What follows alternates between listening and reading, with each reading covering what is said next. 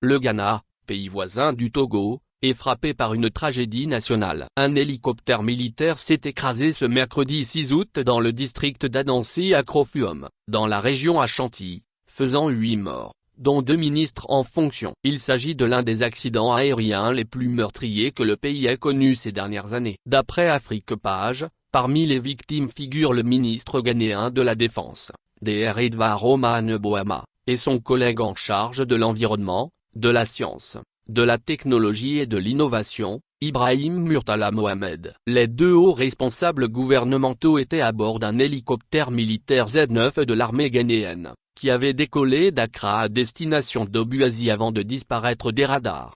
L'appareil transportait au total 8 personnes, dont 3 membres d'équipage et 5 passagers. Parmi ces derniers se trouvait également un membre du personnel de la présidence, identifié comme Samuel Sarpon, ainsi que des agents de sécurité. Peu après sa disparition, les services de secours ont été dépêchés sur la zone du crash. Des images diffusées sur les réseaux sociaux montrent l'épave calcinée de l'hélicoptère et les restes des victimes, mais les autorités n'ont pas encore publié la liste complète des personnes décédées ou blessées.